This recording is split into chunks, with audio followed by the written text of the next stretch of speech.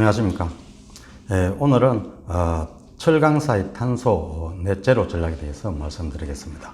그 첫 번째로 일본 제철에 대해서 말씀드리도록 하겠습니다. 최근 세계 주요 철강사들이 작년 말부터 경쟁적으로 탄소 제로 전략을 발표하고 있습니다. 그래서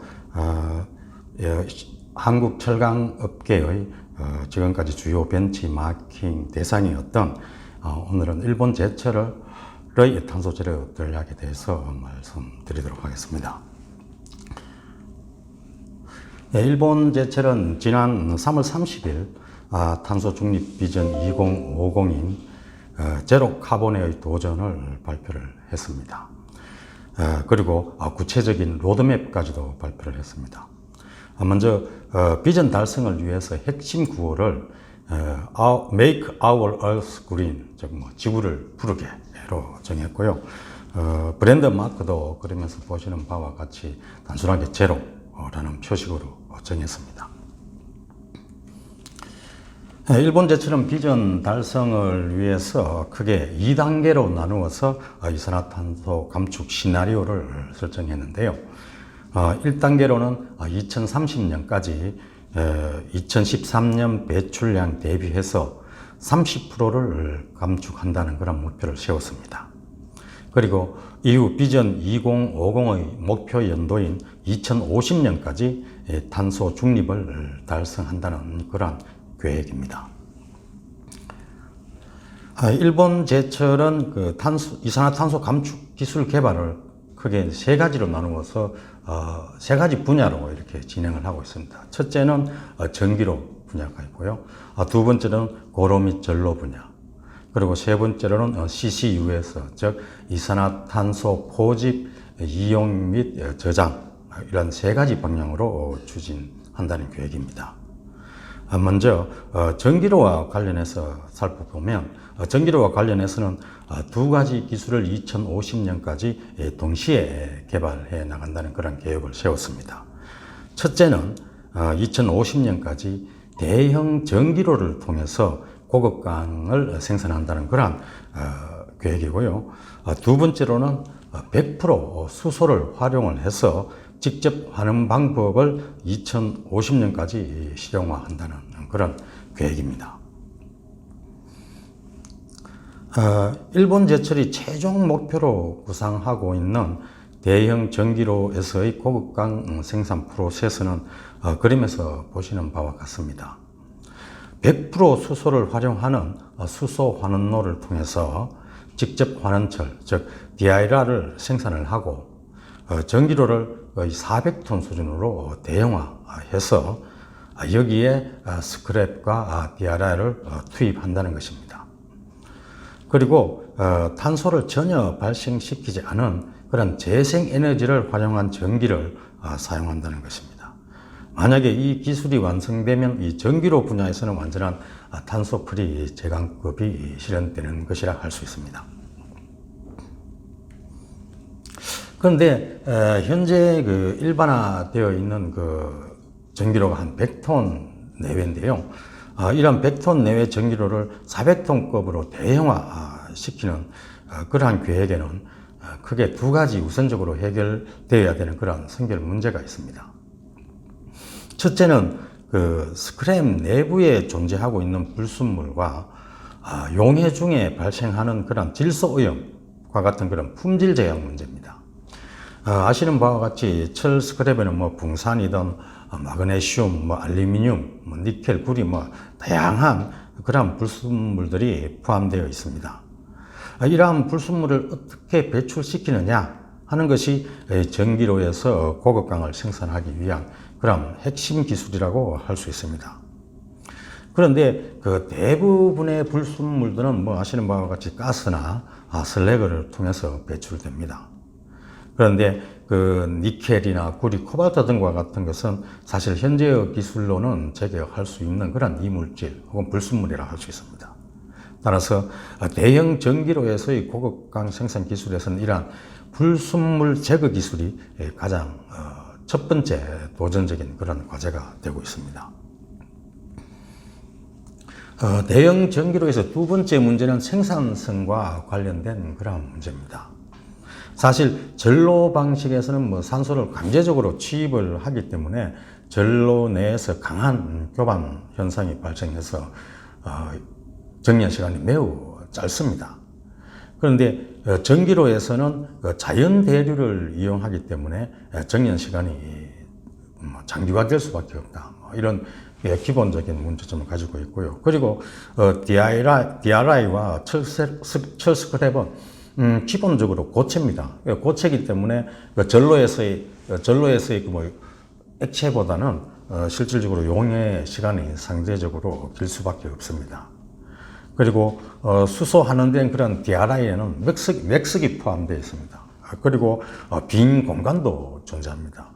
이러한 맥석과 빈 공간으로 인해 가지고 열 전도가 방해를 받게 되고 결국 용해 시간이 이제 길어지게 되는 것이죠. 즉 정년 부하도 가중이 되고 효율성 저하도 발생하게 됩니다. 이와 같이 대형 전기로가 성공을 하기 위해서는 가장 기본적인 문제인 불순물 제거 문제, 그 다음에 두 번째는 효율성과 생산성을 제고하는 그런 문제가 핵심적인 도전 과제로 제기되고 있습니다.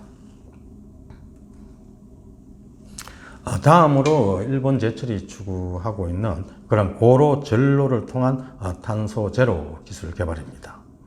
우선 일본 제철은 2030년까지는 부산물인 수소를 고로에 일부 주입을 하고 탄소 배출을 줄인다는 그러한 계획입니다. 현재 이 계획은 콜스 50로 불려지고 있습니다. 그리고 목표 년도인 2050년까지는 외부에서 생산된 수소를 고로에 최대한 투입하는 그러한 기술을 개발한다는 것입니다. 이 계획이 바로 슈퍼콜스 50 계획입니다. 이 두 계획을 통해서 고로 전로에서의 그런 탄소 배출 저감을 획기적으로 실현한다는 그러한 계획입니다. 일본 제철이 추진하고 있는 고로 전로 방식에서의 탄소 제로 기술을 구체적으로 살펴보면 그림과 같습니다. 자, 1단계로는 현재 운영되고 있는 고로에 철광석, DRI를 장입을 하고 코커스 장입량을 좀 줄인다는 것입니다. 그리고 그만큼 코커스를 줄인 만큼 그만큼 부산물인 수소를 주입하는 것입니다. 그리고 배출되는 이산화탄소 중에 일부를 포집을 해서 저장한다는 그런 계획입니다. 1단계에서는 수소 부분 취입을 통해서 탄소 배출을 10% 감축시키고, 그 다음에 CCS, 즉 이산화탄소 포집 저장을 통해서 이산화탄소 배출을 20% 감축한다는 계획입니다. 총 2030년까지는 30% 감축한다는 그런 계획입니다. 그 다음 2단계에서는 2050년까지는 장입되는 코커스 양을 최대한 줄이고 외부에서 공급되는 수소를 최대한 사용한다는 것입니다. 이렇게 해도 발생되는 이산화탄소는 재사용 혹은 저장을 통해서 탄소 중립을 실현한다는 계획입니다. 어떻게 보면 고로 전로 방식의 그런 수소하는 제철에 있어서는 결국은 일부라도 코커스가 사용될 수 있기 때문에 이산화탄소의 배출이 불가피한 그런 상황입니다. 그래서 이산화탄소를 또 재사용하고 그리고 저장하는 기술도 동시에 개발을 추진을 하고 있습니다. 고로 전로 방식에서의 탄소 제로 실현은 생각보다 더 많은 기술적인 문제들이 존재를 하고 있습니다. 첫째는 수소 가열에 따른 문제입니다. 지금 현재 사용되고 있는 코크스를 통한 그런 탄소 환원 방식은 발열 반응입니다. 어떻게 보면 열을 내는 그런 반응이죠. 그러나 수소 환원은 열을 흡수하는 반응입니다. 따라서 수소를 주입하게 되면, 고로 내에 주입하게 되면 고로 내의 온도가 하락할 수밖에 없습니다. 따라서 대량 수소를 주입하기 위해서는 수소를 사전에 예열을 해야 합니다. 그런데 그 전통적인 고로에서의 그런 공기 예열은 예열과 달리 그 수소를 예열하면 폭발의 위험성이 있습니다. 이 문제를 가장 우선적으로 해결을 해야 됩니다. 그리고 수소를 안전하고 효율성 있게 그렇게 예열하는 기술도 사전에 개발되어야 합니다. 다음으로는 고로 내의 가스 유동성 문제입니다. 고로 내에서는 가열, 환원, 용해가 연속적으로 일어납니다. 그런데 코크스의 양이 줄어들면 코크스의 지지력, 즉 코크스가 철광석을 받치는 그런 지지력이 줄어들게 됩니다. 그리고 가스도 원활하게 투과할 수 없게 됩니다. 이로 인해서 가스가 수소가스든 혹은 산소든 투과성이 약화되기 때문에 환원 반응 자체가 매우 약화되게 됩니다. 그리고 수소가스와의 그런 접촉면이 감소하기 때문에 용해성도 줄어들게 되는 것이죠. 즉, 고로의 생산성이 크게 줄어드는 그런 문제가 있습니다. 그리고 실험실 수준에서 이루어지고 있는 그런 수소 환원 제철 고로는 현재 설비의 대형화 문제도 있습니다. 실제 고로는 실험용 고로에 비해서 수백 배 큰 그런 대형 설비입니다. 따라서 대형화할 경우에는 이미 말씀드린 바와 같이 유동성 문제라든가 열 배분 문제 등 여러 가지 문제가 발생하게 됩니다. 이와 같이 현재 일본 제철이 추진하고 있는 고로 베이스의 그런 수소 환원 제철 기술은 생각보다 많은 선결 과제들을 안고 있는 것이 사실입니다. 다음은 세 번째로 배출되는 탄소를 포집해서 저장하거나 재사용하는 기술도 개발되어야 합니다. 말씀드린 바와 같이 고로 베이스의 수소 환원 제철법에서는 소량이나마 코크스를 사용하게 됩니다. 즉 이산화탄소의 배출이 불가피한 것이죠. 탄소 제로를 실현하기 위해서는 이렇게 배출되는 그런 탄소를 포집해서 지하에 저장하거나 혹은 다른 화학 제품을 제조하기 위한 그런 원료로 재사용해야 합니다. 이산화탄소를 포집해서 저장하기 위해서는 포집 기술을 우선적으로 개발해야 되겠죠. 그리고 이와 더불어서 비축 장소 문제라든가 혹은 그와 관련된 그런 법률 제정 문제 등 여러 가지 인프라를 먼저 구축해야 되는 그런 과제들도 있습니다. 그리고 이산화탄소를 화학 제품의 원료로 활용하기 위해서도 관련 기술을 또 개발을 해야 되고요. 그리고 이를 화학 제품 원료로 활용하기 위해서는 여러 가지 인센티브도 부여를 해줘야 됩니다. 이와 관련된 제도를 사전에 마련해야 되겠죠. 현재 일본 제철은 상당한 수준의 그런 탄소 포집, 저장, 재활용 기술을 확보하고 있는 것으로 알려지고 있습니다. 아직까지 완성된 단계는 아니지만 지금 현재 여러 방면으로 이러한 기술들이 개발되어 있는 것으로 알려지고 있습니다.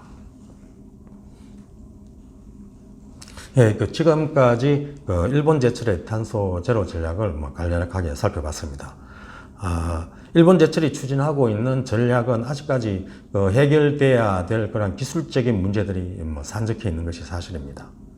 그러나 정부와 산업계가 공동으로 기술 개발을 추진을 하고 있고 기술 개발 로드맵 또한 매우 구체적으로 짜여져 있습니다. 현재로서는 성공 가능성을 판단하기에는 조금 이른 감이 있는 것 같습니다. 그렇지만 기술 개발 그런 추진 방법과 관련해서는 한국 정부라든가 국내의 철강사들에게 많은 시사점을 주고 있지 않나 이런 생각입니다. 예, 오늘은 일본 제철의 탄소 제로 전략에 대해서 살펴보았습니다. 네, 감사합니다.